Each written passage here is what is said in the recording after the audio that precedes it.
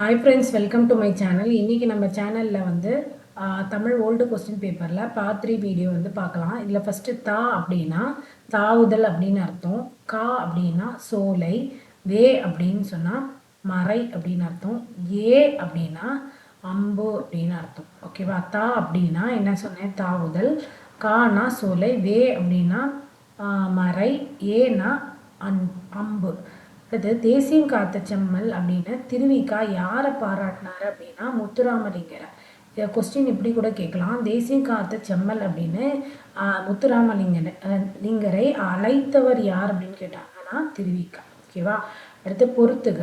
கற்றல் அப்படின்றது வந்து வேர் சொல் கல், பெற்ற அப்படின்றது பேரு, அடக்கி அப்படின்றது அடக்கு, கேட்டவன் அப்படின்றது கேடு. இது ஈஸியாக தான் இருக்குது. ஓகேவா? அடுத்தது இந்த கோ அப்படின்ற வேறு சொல்லுடைய உருவான சொற்களை சரியாக எழுதணும் அப்படின்னு சொல்லியிருக்காங்க. இதில் ஃபஸ்ட்டு வந்து கோ அப்படின்னா கோத்தல், இல்லைன்னா கோவை, கோப்பு. ஓகே, இது எல்லாமே வந்து ஒரே பொருள் தரக்கூடியது. ஓகேவா? கோ அப்படின்ற பொருள் தரக்கூடியது. நெக்ஸ்ட்டு ஆதிரையன் அப்படின்றது எவ்வகை பகுபதம் அப்படின்னு கேட்டிருக்காங்க. காலப்பெயர் பகுபதம். ஆதிரை காலப்பெயருடைய குறிக்கக்கூடிய ஒரு சொல். அடுத்தது தழிய அப்படின்றது வந்து என்ன அளப்படைன்னு பார்க்கும்போது சொல்லிசை அளப்படை. ஈன்னு வந்துச்சுன்னா அது மோஸ்ட்லி வந்து சொல்லிசை அளப்படையாக தான் இருக்கும். அடுத்து விடைக்கேற்ற வினா அமைத்து எழுதுக. மங்கம்மாளின் பெயர் மங்காத புகழோடு விளங்கும் என்பதில் ஐயம் இல்லை. இதுக்கான கரெக்டான கொஸ்டின் பார்த்தீங்கன்னா, யாருடைய பெயர் மங்காத புகழோடு விளங்கும் என்பதில் ஐயம் இல்லை அப்படின்னு கேட்டாங்கன்னா மங்கம்மாளின் பெயர். ஓகேவா? ஆப்ஷன் சி தான் கரெக்டு.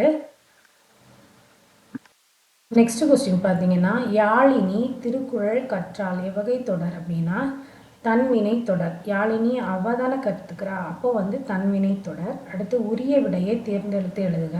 Match the following. சரியா? தடக்கரி அப்படின்றது பெரிய யானை, கரி அப்படின்னாலே யானை, உழுவை அப்படின்றது வந்து என்ன அப்படின்னா புலி. அடுத்தது மடங்கள் அப்படின்னா சிங்கம், கேழல், பன்றி. இது தனியாக கூட இதில் மீனிங்கில் கேட்கலாம். இகழ்வெல்லும் வேந்தற்கு வேண்டும் டேஷ் அப்படின்றது இந்த லைனை ஃபில் பண்ணணும். பொழுது அப்படின்றது இந்த இடத்துல வந்து கரெக்டான சொல்ல வரும் திருக்குறள் இது. ஓகேவா? அடுத்து திருக்குறளில் உடைமை என்னும் பெயரில் திருவள்ளுவர் எழுதாத அதிகாரம் எது அப்படின்னா ஒடுக்கம் உடைமை. அப்படிலாம் வந்து எதுவும் எழுதலை.